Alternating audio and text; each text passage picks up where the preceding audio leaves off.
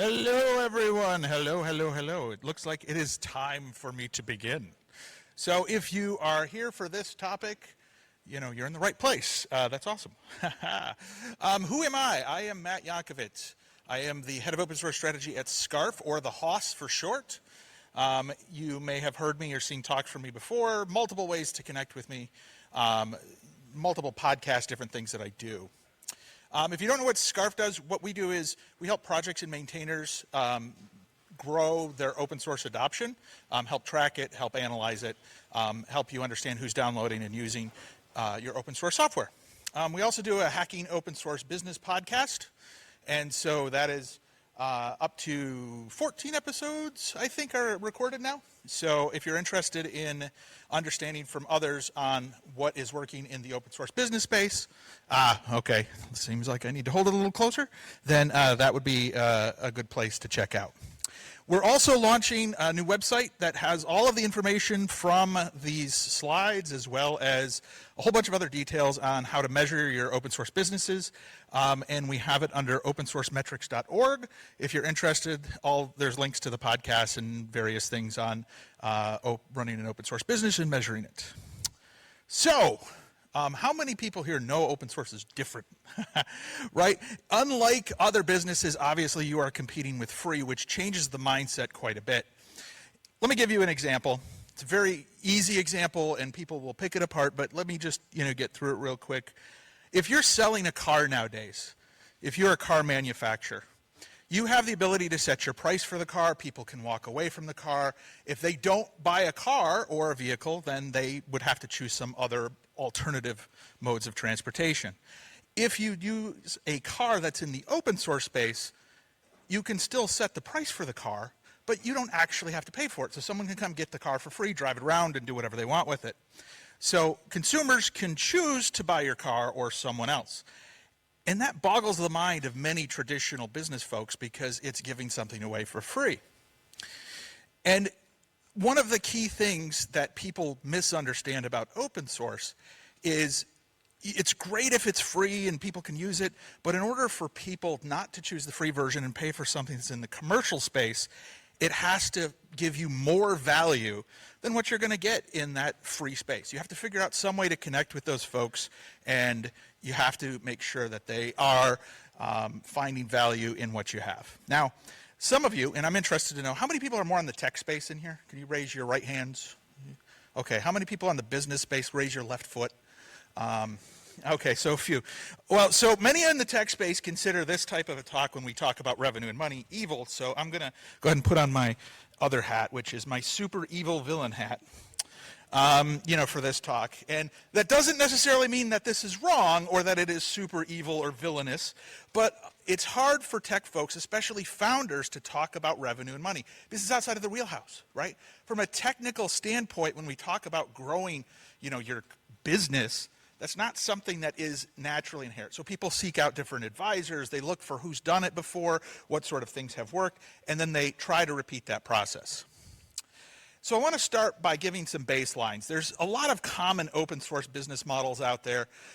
There's several, but I'm going to talk about the three primary ones, and that's open core, a SaaS model, and as a service model, it could be infrastructure, platform as a service.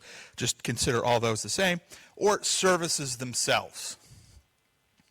Now, from an open core perspective, okay, and excuse all the graphics in this. I'm not a graphics designer, so they're a little hokey. But open core. How many people have heard of open core before?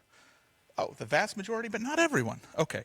So open core is when you have an open source version of your project that's freely available for everyone, but then you have an enterprise version. The enterprise version reserves some set of features, and then if someone wants those features, typically more enterprise features like maybe higher security, integration with partner products, things like that, then people will then have the ability to purchase that from you, and then they'll pay a regular ongoing fee. A lot of companies have dual licenses in this case. So their open source is, let's say GPL, and then there's some enterprise license for their, enterprise version. Okay. Now this is dwindling a little bit in popularity as the cloud has taken over much of the tech industry. And that's where a lot of new businesses, especially in the open source space, are looking. And that's in this SaaS or this cloud model. Okay? You can download the software, but if you really want to run it, then you should use our SaaS thing. We'll make it easier. This provides a higher level of quote-unquote stickiness. Now, if you are a manager, director, executive at a company that has venture funding, or that has executives who are kind of been in the industry for a while, I guarantee that they have had at least 10 conversations about stickiness in open source in a calendar year. And what stickiness is the ability for someone to start to use your open source software and then continue to use it. So how do we make it sticky? How do we retain them? In many companies, this is a model that provides a higher level of stickiness, because once you get into a cloud service, it's often really, really difficult to migrate away, because you're relying on that cloud service to be your sysadmins, your DBAs, your DevOps folks. They're handling all those functions. And so to replace that, you either have to go to another cloud service, or you need to find someone who can do those functions for you. And that's often a really difficult prospect to do. But there are some issues with this model. This model is disruptible because other people can run that exact same as a service.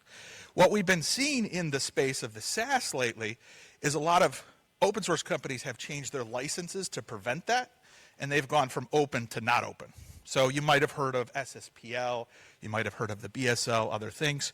These licenses are kind of sort of open, but that means that as you get into the cloud space, you're restricted from competing with them. So it's more of a preservation of their revenue stream, if you will. And then there's the services model, which is really the original kind of OG, the old model for open source software. And that model is definitely something that we have seen be very popular and very successful in a lot of different companies. This is a viable pathway for a lot of companies to start. It's an easier pathway to revenue, but it is hard to grow beyond a certain limit. So, you might be able to get a handful of customers working with you from a support perspective, from a consulting perspective, but you're really bound on the number of people, because you have to have people to deliver those services. And if you don't have people to deliver those services, that becomes quite an issue. And if you compare the three models, you can compare them. You've got that open core, which is a proven model, but it is getting disrupted and eroded by the cloud a little bit. There's still some success in that space, because a lot of companies, especially when you listen to like some of the sovereign cloud, the cloud native, they're looking at enterprise versions or open core versions. They want to run their operators. They want to build their own private clouds. So there is still some play in that space. X as a service or software as a service, that is still a very popular model. But the question is, if you are releasing features that are only available in a SaaS version and only a minimal open source version, is SaaS, the SaaS model, is it still open source or is it not? And that's a question that we really haven't answered yet, especially as companies start to reserve features and software specifically just for their SaaS customers. And then there's the service model, which is definitely the easiest to get started if you're a small company. It has the most likelihood that you'll get some revenue in the door really quickly without a huge buy-in cost. Now, part of this model, okay, whether you choose whichever model you choose, is how do you get people to move from being open source users to actually paying customers, okay?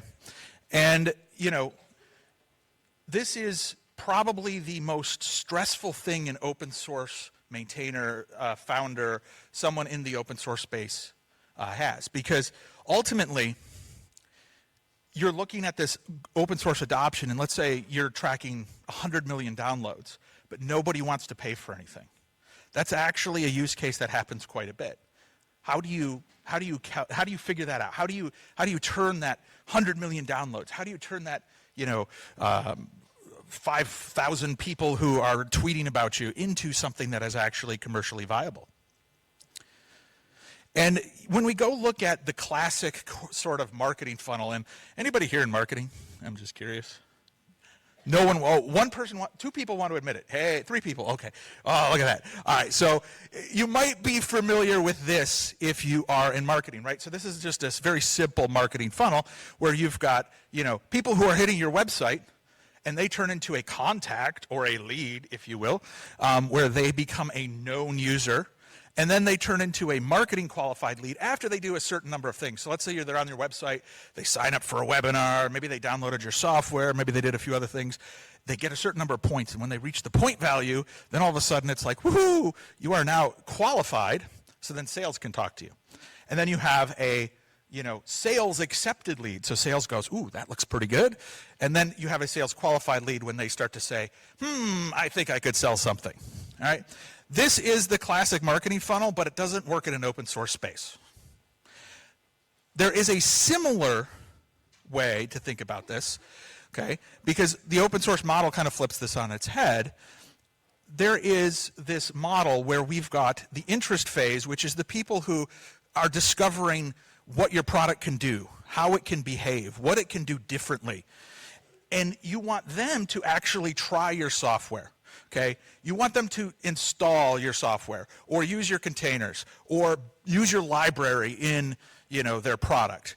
And only a subset of those who are actually interested, a subset of those who will visit your project's webpage, visit your web pages, visit your assets, only that small subset is going to actually try.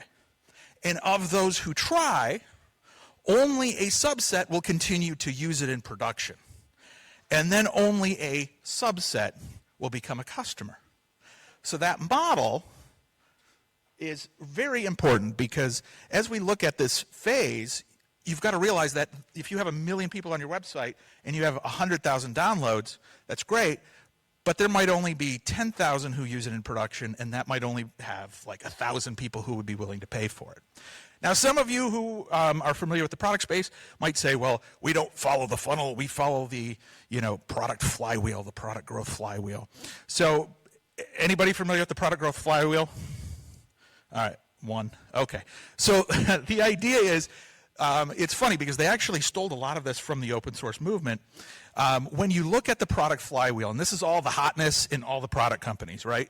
So when we're talking about a product-led company, a product-led growth, what they're talking about is people start off in this center, this core, and it's like, oh, how do we attract and engage with people? How do we delight them? How do we make them really excited about things? Okay? And then we can take those strangers, turn them into prospects, which then turns them into customers, which then turns them into fans, and then they will start to become the people who will preach to the other people, to tell other people how awesome our software is and get them into the community. There's an open source version of this, and again, excuse my crappy little, diagrams here. If someone wants to contribute these better versions, that's awesome.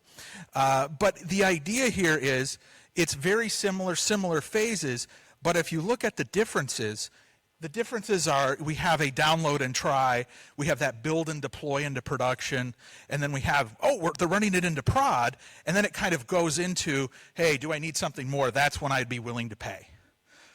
And then you'll evaluate a paid option and become that paying customer. It's a very similar cycle. Both are the same, but there's a few differences. I like to clarify this a little bit more in the open source space because it makes sense. Because really what you're talking about here is someone who's trying your open source software, they're getting used to it, they're like, wow, this is pretty cool. But if it only did this next thing, and then you're like, oh, well, I have that, it's in the enterprise version, right? If it only did, integration with this other product.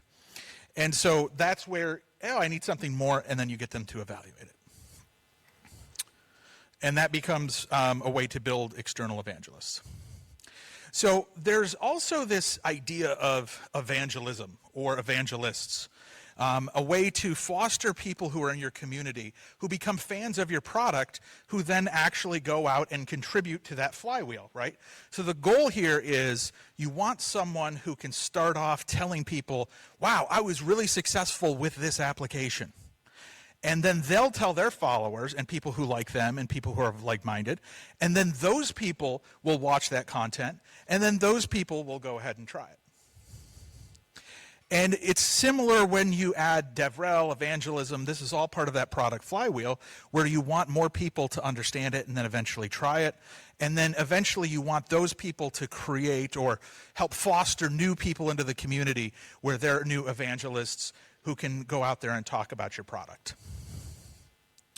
So let's talk specifically about driving open source adoption, okay? And there's only 3 things you need to do. Yeah, I'm going to sound like one of those shill salesmen on the late night, TV commercials where it's like, these 3 things, if you buy into my system, you'll be awesome. This will be the best thing ever for you. And so there's actually 3 requirements that we'll dig into a little bit, and as much as we can in the time remaining, for driving open source adoption and growing your open source adoption. And those secrets to the success are a kick-ass product, okay? It all starts with the product. If you don't have a product that people want, it doesn't matter what else you do. They're not going to, listen to you. They're not going to try it out. It needs to be rock solid. We need people to know who you are, okay? A lot of open source projects that are out there have awesome technology behind them, but nobody knows who they are. Has anybody run into a product and said, how did I not know about that 3 years ago? Right? That happens. And why is that? Because whoever's running these projects, they're not really sure how to bring awareness to everyone else. And then you need to make it easier than all the alternatives out there in the space. Okay? Obvious, right? All these are obvious. It's not like it's like anything that's just crazy. All these should be obvious and easy as well. Now, I can't go into a deep dive for all of these, but briefly I want to touch on each one, and we'll go through each one separately. So how do you build a kick-ass open source project? Now, I can tell you all the technical jargon, but I'm going to stick with, from a business perspective, what this looks like. First, I want to talk about the biggest mistake we all make when we're building a project. At a certain point, we have to realize that when we are building a project, we're often building it for what we want. And that works for maybe a little bit of time. And you might even make a successful company, but you're going to limit your growth if you are building for people who you think are the exact same people as you, right? It's that, I assume everyone is like me. I know people who follow this, and they're like, well, I assume that everyone's going to install on the command line. I assume everyone will install from source. And so that's just the way that they think. That's not necessarily how everyone else in the community thinks. So make sure that you avoid that. And that's why the first key, in my opinion, is understanding, right? Understand the product and its value, right? What can your product do better than anyone else? Okay.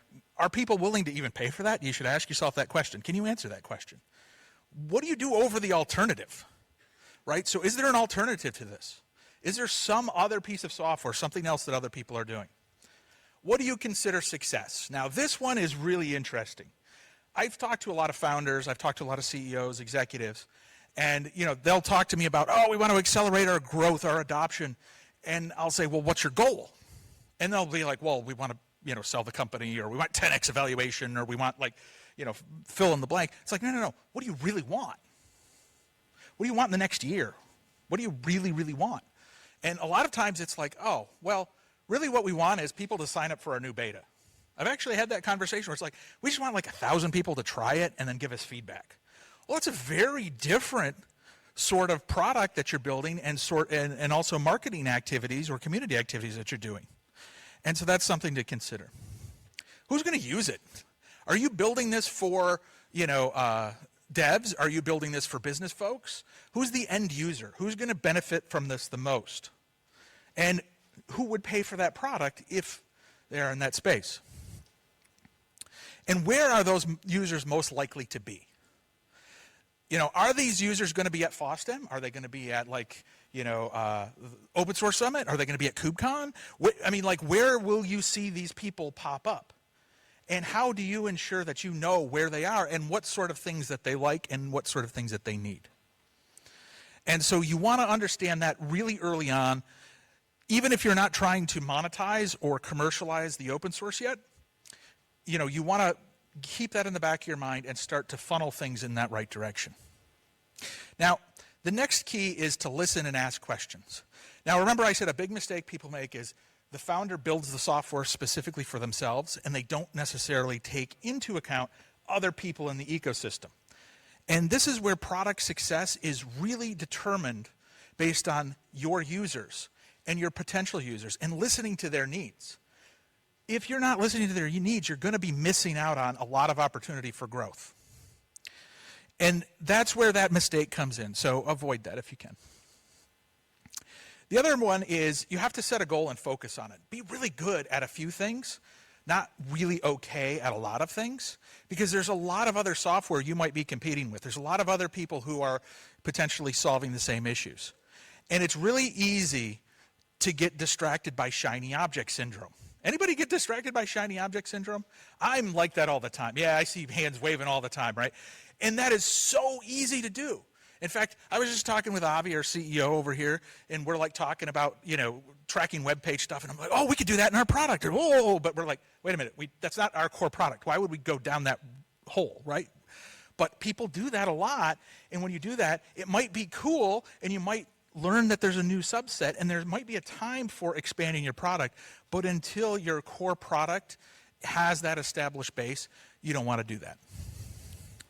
So don't deviate too often. Okay? Stick to that original purpose.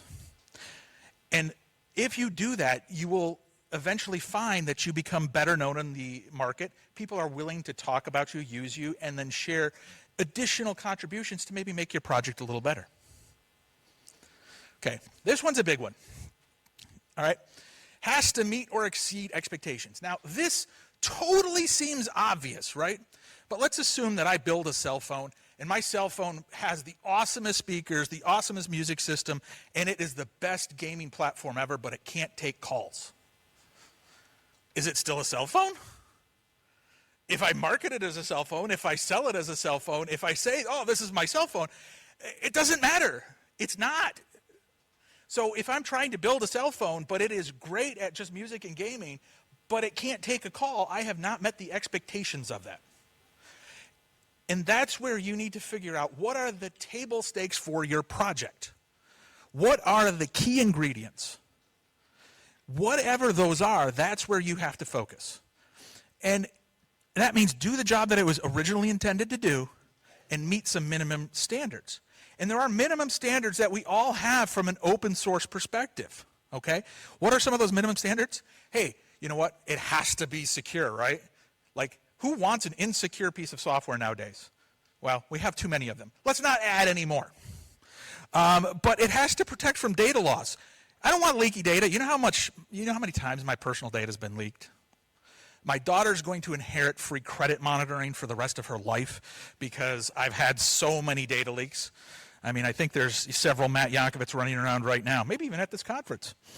So, it also has to be as bug-free as possible. Now, while we I'll strive for bug-free software, we know it's not a viable thing, but shipping with known critical bugs is bad, and I know some companies who do it just to meet deadlines. It's not good. Next up is UI UX. Who's it? Anybody? Any UI UX guys? Are there people on here? Yeah, a few. Okay, awesome. Oh, yes, many. All right. Well, so it's like this.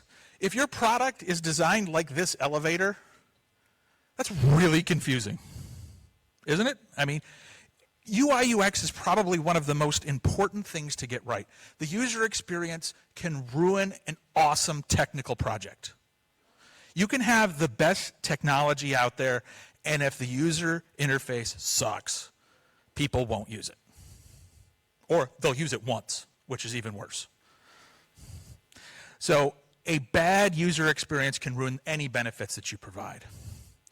GitHub is littered with projects like this, by the way. So of the millions and millions of projects that are out there, many of them fall victim to this, even if they are really solid. And if you want to grow your community and grow adoption, easy. Remember, easy was my point number 3. You need users who can be advanced if they want to and get into the weeds, but most of the users won't. And again, that gets back to that assumption that we build things for ourselves. A lot of CTOs, a lot of co-founders, a lot of people in this space, what they think is, I'm super technical, and they are. They're building a company. Those out there in the space who are founders, at that executive level, maybe they're, maintainers of projects, you are all brilliant. And that means that your brilliance probably exceeds your average user's brilliance. That's okay, but keep that in mind, so make it easy for folks. And my product key number 6 is community, okay? Open source projects need community, and we need to bake that in to the beginning, okay? And that means including plans for fostering that strong community up front. Now, I brought this up, I was previewing my slides, and someone, said, well, wait a minute, what about curl? Does curl really have a strong community of contributors, right? And this is what I say is we have to look beyond code. This isn't just about code. You want people who will use your product, and if you search for curl, for instance, on, your favorite search engine, you're going to find thousands of examples of how to use curl, right? You will. You can do it right now if you want. Tutorials, examples, cool things, hacks, whatever. That's community, even if it's not code contributions. And that's what you need to continue that product growth. All right. Moving on. Now we're talking about how do we supercharge the awareness. All righty. So let's talk specifically about community. Anybody here in the community space? Oh, a few people. Oh, yeah, okay, great. So this is the great hope for adoption in open source companies. In fact, a lot of people will prioritize a DevRel hire over any of the business hires because they want to start to connect directly with that community. Okay, and this is a balance, but the community can really help accelerate and drive that awareness if done right. But here's the thing. Okay, community is starting to turn into the new marketing. For the last 5 years, the last 10 years, marketing has often been in control of community. Community has been a subset of marketing, sometimes a subset of product. But ultimately, this shift in mindset where the community is so important and it's driving so many conversations, it's supplanting marketing. And there are reasons that you still need marketing. But in the future, I think that what we'll see is the community team has marketing as a function, not community as a function of marketing, which is a different way to think of it. And that's a real mind shift for a lot of people in the business space. But if we do approach this from a community-first approach, we can accelerate and grow the open source space even faster. And that gets back to this expectation, right? So when we talk about that expectation, I mentioned earlier, that funnel, the flywheel, when we're talking about, hey, can we have people in the community who talk about us and then turn into followers of us, who then continue to watch our things and then who continue to try and use our software in different ways? That's the ultimate outcome that we want. And when we talk about this community team, there's multiple functions in it. This is a chart that I've used several times before, but we're talking about DevRel or evangelism. We're talking about community management. We're talking about these OSPO roles with contributors. All of these things are part of a strong community team. All of them need to be satisfied. Now, a lot of us will focus only on evangelism, and then they won't do the other functions. Or they'll focus only on the contributors and not do the other functions. And so all three of these are needed for a healthy ecosystem. Now, what are some popular ways to grow open source adoption? Okay, these are probably obvious for anybody who's been in the open source space for a while or been in the community, but they're classic, right? Content, number one, right? Content, everybody loves content. The more relevant content that you have, the more code examples that you can share, the more conference talks that are relevant to people, the more blogs you write, those will make a difference. Tutorials, sample applications, and whatnot. All of these things are things that are important to those in the community. There's other activities you can do, especially when your product solves something that's newsworthy. Has anybody heard of the term newsjacking? No? Okay, a couple people. It's the idea that, if there's something in the news cycle, like, the latest hack, and, or whatever, if there's an opportunity for you to maybe talk to people about how to build better products. If your product or your company does something differently that solves these other issues, this is a way for you to use the stories that are already out there to reach additional people. You know, if somebody's hacked or some cloud provider goes down, well, this is how we would prevent that. You know, or here's how our software did this differently. Those types of things actually can have a really far wide reach because those are things that are on top of people's minds. Now, you also need to generate friends telling friends, right? So that peer-to-peer connection, if you will, of people who are willing to share their experiences and share the different, goodnesses of your software. And that goes hand in hand with some other things like good messaging and products and making it easier to start. Now, how do we make this easier? That's key. The first one is it requires a lot of collaboration. It's a choreographed dance.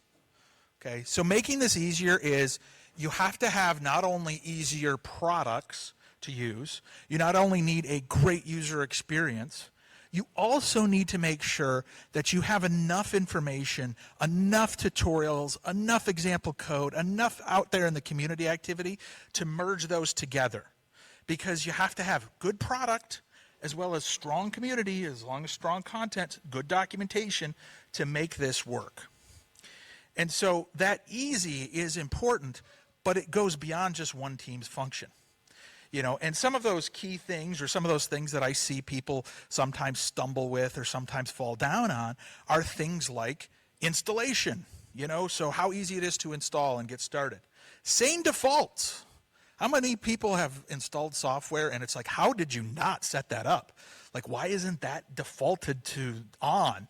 You know, like encryption. Oh, encryption's just left off by default. Or my favorite is, and I don't even know if, maybe there's somebody here who's run Mongo recently, but they used to not set a default password because they're like, oh, we don't want to limit people from getting started.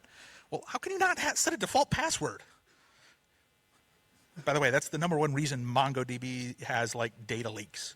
You know, you read these articles and it's like, oh, because these old installations didn't set a password. I don't consider that a security issue. That's more of a user issue, but that's a whole nother story. How much automation do you put in place to help users? That's another critical one. Again, UI, UX, and how easy it is to debug problems.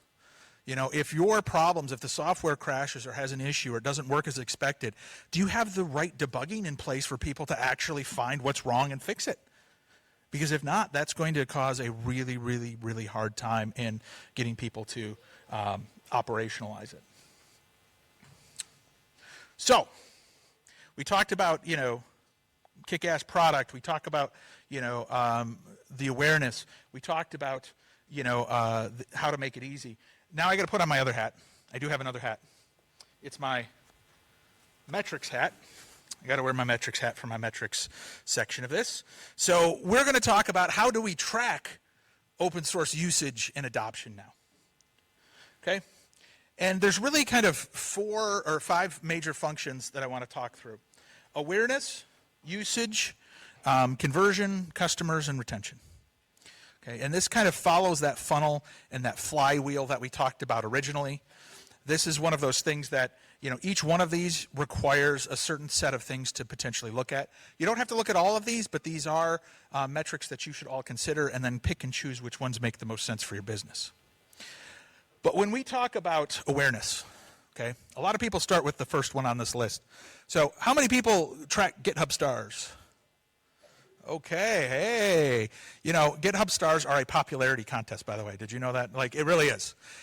Because it actually doesn't really show much other than people like your project or maybe they like people on your project.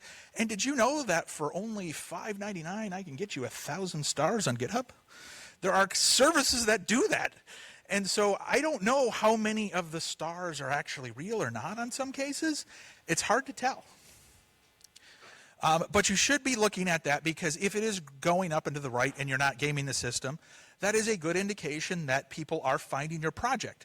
But keep in mind, from a project perspective, there are more users than there are users who will go to your GitHub page and get into your repository.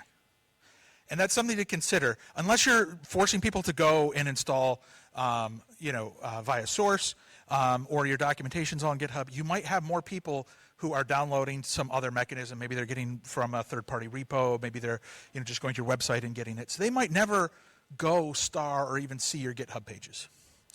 But looking at not only GitHub pages, but your traffic to your docs, your website, your different pieces of content, and understanding who's interacting with it, that's another critical piece to this. And that's a classic marketing thing. A lot of people look at, the website traffic, but you also want to look at those unique views to each individual page. All of those are critical to look at. Now, what's interesting when we talk about page views is we've had conversations with folks who talk about page views, and they're like, there are certain pages that don't matter, and then there's certain pages that do. And so understanding and being able to segment your traffic and look at who's looking at what is a very important thing to understanding that growth and adoption. So for instance, if someone looks at your pricing page, that's probably a good indicator that they might be interested in something commercial. If someone's looking at your documentation, that's a pretty good indicator that they're trying to install or debug an issue. If they're looking at tutorials on how to get started, that's a very good indication that, again, they're trying to use your software. And so you can track adoption through looking at those types of things. Now, when we talk about external evangelists and trying to get additional people into the ecosystem to talk about you or to figure out like what you're doing or how, maybe get excited about your product, looking at the referrals to the website is another really good example. So I can see your blog pointed back to my website, or your social tweet mentioned me. These referrals are often more critical than the website traffic on itself. Now, there's also two concepts that are really squishy. I won't get into a terrible amount of details. If you're really interested, check out opensourcemetrics.com or .org. But share of voice, anybody heard of share of voice before? No? Okay. Think of share of voice as how often does the project or the thing come into people's minds, or how often does it show up in search? How much of the market do you have? So, for instance, if I was to say to you, like, when I say Linux, what pops into your mind? Like, what distribution pops in your mind? I'm going to guess most of you are probably going to say one of like 3 or 4. But there's lots of other ones. And so those 3 or 4 have a higher share of voice than everyone else. And so if you can measure how much of your share of voice is, then you know how much of the market you potentially, can reach out. And then when you have something to say, people are going to potentially listen. And then there's this idea of social reach. Now, probably everyone here has different social accounts on different platforms, and that's awesome. And the question is, how much of a reach do you have? And this is, measured by the number of followers, the amount of engagement. And the reason you want a larger social reach from an awareness standpoint is when you do have an announcement, when you launch a new product, when you talk about a new release, when you do have something important to say, this helps amplify that voice. Now, from a usage perspective, usage is where the adoption really comes into play here, okay? Usage is how many people are actually using your software, all right? Now, I know a lot of companies have struggled with usage on the open source side. There's a lot of times people come back and they ask the question, well, who's using our open source software? And the answer a lot of times is, I don't know, certain number of people, this number of people hit the download web page, but there's so many different places to get, that information, I can't really get it. But some people can get raw download numbers. Anybody look at download numbers for their software? A few? Okay. It's hard to get. It really is, especially when you're looking at, I deploy via Docker, or some people are doing source, some people have packages. So that is a challenge. But it's important to understand if there are more people downloading, that's good. But you have to be careful because I'm going to tell you a secret. Okay? There are a lot of bots on the internet, right? I don't know if you knew that. Don't tell anybody. And those bots download stuff. In fact, what we've found is a lot of times we might have a project. And so one of the things that I mentioned that Scarf does is it tracks, things like downloads and download metrics. But what we found was stuff like this project has 50,000 downloads a month from 2 people. It's like, well, wait a minute. There's only 2 people actually downloading. So when you see 50,000 downloads, but you see only like 2 unique people, you're like, well, what is that? And then you dig into it, and it's some bot that's downloading it and distributing it some other way. So that's important to realize that that is something that can happen. You want to look at that, but you want to look at that scrubbed unique download. So how many people are actually downloading versus how many people are just downloading, and it could be bots or duplications. A lot of companies download the same software over and over again. A lot of people in their pipelines will download the latest version of software, etc. New users, new companies coming into the ecosystem, that's really important for usage. Sign-ups, so if you are a SaaS provider, you're offering a free trial. Maybe you have a webinar. Maybe you have a mailing list. Maybe you have Slack. Sign-ups are another thing that you want to track for usage, but that's not necessarily going to correlate to actual usage of the open source. But again, that's more of a directionally correct up and to the right. So the one that is really on the bottom here, the last 4, this one's sticky, okay? This one's tough for me. Call home metrics. So most of the people in the open source space hate the concept of anything that's going to call home, right? It's not necessarily always welcome, but there's a certain amount that might be needed for projects, and the question is, where is that line, right? And when I talk about call home metrics, is something running? Is it installed? Is it available? How many things are running at any one time? These are critical questions that a lot of projects struggle with, because just because even if you have a download doesn't necessarily mean that download actually translated into an actual user. And so you want to make sure that you can go back and forth between, yeah, they downloaded, but they stopped using. Because if they downloaded and stopped using or never actually, use it on a regular basis, that's a very different thing than someone who's just downloaded and you assume that they're using it. Now, before we get into conversions, I want to say that just because you have adoption of your open source software doesn't necessarily mean that that's going to lead to commercial success. Okay? How many people, there might be some people in here, and maybe you're willing to raise your hand, but I know that several people that I've talked to struggle with this, where they're like, I have 1 million downloads a month, but I can't get anybody to buy anything from me. Oh yeah, there we go. We have one brave soul. That happens quite a bit. And, it gets back to some of those product things, and there's a lot of reasons or things that you can do to try and change that. But it gets back to this expectations on the awareness versus, what the business expects. And from a metric standpoint, you've got the 2 sides, right? So when you talk about the community side, the adoption of open source side, a lot of times our efforts are around fostering that really strong community. And then there's this big question mark in the middle. And then on the business side, then there's, now we want, ARR. Now we want, to look at expansion numbers and churn and all this other stuff. So how do you bridge the gap between these 2? And this is where conversion comes into play. And conversion's a bad word for people, right? Yeah, you will be assimilated. We want that from the open source side, right? It might be a negative connotation, but I think it's funny. But I do have a super evil villain hat. So, but you do want those conversion metrics. You want people to say, okay, what does it take to go from free to paid? And to measure that, okay, there's, different things to look at, right? That conversion is impacted by a lot of different things, and each one of these are things you can measure. From a product, you want better features, better security, you want support, things like that. From a policy perspective, companies often will require support, or they might have compliance requirements. So how do you meet them? And then people, right? So all of these things affect your conversion ratios. But looking at conversion ratios you can actually control, you want to look at things like page docs or source to download conversion ratios, doc views to those who have downloaded, to those who eventually signed up. If you can track that, that's great.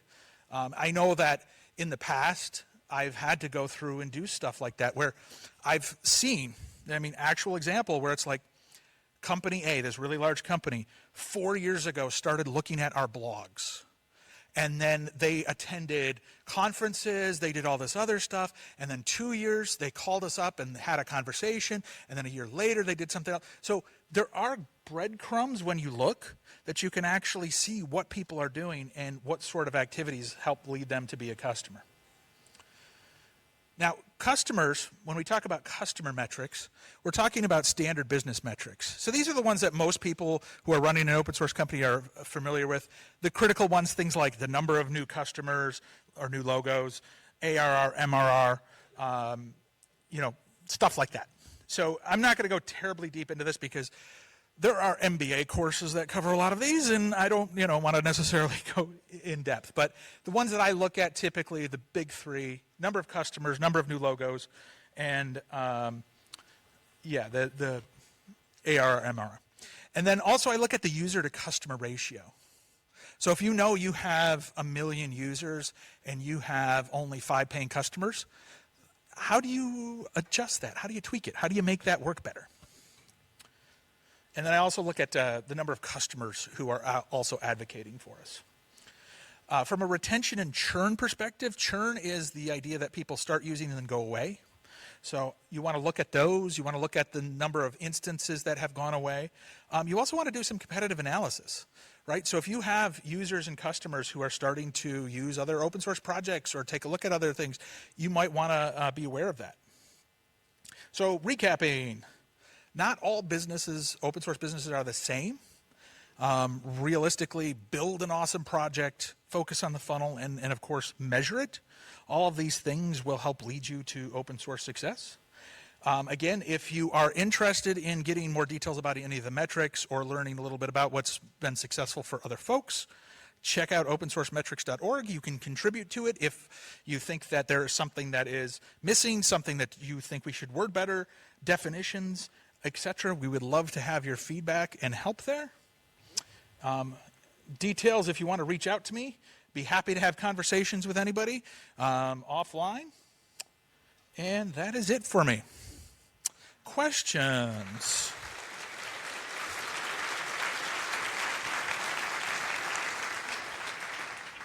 Oh, we got one question way up there. Oh, or two.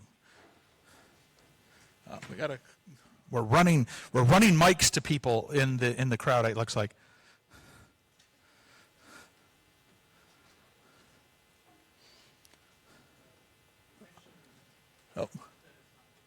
Oh, no, it's not working. Okay, well, maybe you should shout. Maybe now. You mentioned collecting metrics from users, but because of the GDPR, you need informed consent that you're allowed to collect metrics. In your experience, what's the percentage of users that actually allow to do that? Is it like 1% or 10%? It's generally more than you would think. I mean, it's at least a third, maybe more. And beyond that, there are metrics that aren't tied to PII that can show those indicators going up and to the right, right? Like, so just because you know that you have web page traffic or downloads, even if you don't know specifically who they are, you can still see those up and to the right, and those are just as important in a lot of cases. And that's why you have to pick and choose which ones make the most sense. And in a lot of cases, what it is it's about building that community and that relationship so they're willing to share details. And how you do that and how you make sure is you don't do kind of like old kind of slimy sales tactics. Like, you don't want to spam people. You don't want to call them. Look, let people raise their hand when they're ready. And that helps people a lot. And when people go to bat for you and tell other people, hey, you should sign up for the newsletter, you should sign up for this, and then they give you that consent, that helps a lot. Thanks. Yeah. Oh, the other way. Other way. Yeah. All right, we had a couple more questions. We've got one in the middle, one in the end, one down here.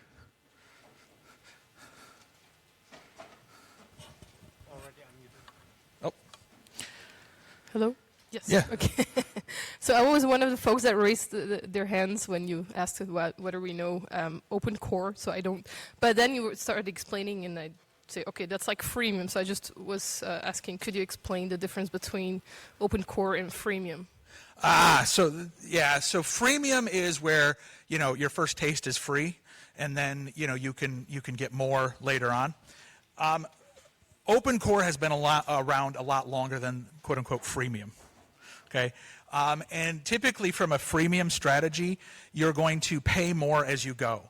And so having like a cloud service where the first, let's say, 100 gigs of data or something that you store is free, and then it goes on, that's more of that freemium strategy. But from an open source perspective, how I view open core is you've got a complete product that's running. You don't have to pay for anything, and if you wanted to augment it or change it on your own, you can.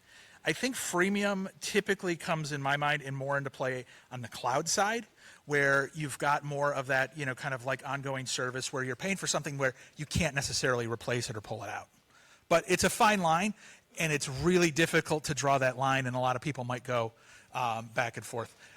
It looks like our time is up. I'm happy to answer your question if you want to come down, and we can chat afterwards. That's cool. I appreciate your time. I do. Thank you very much.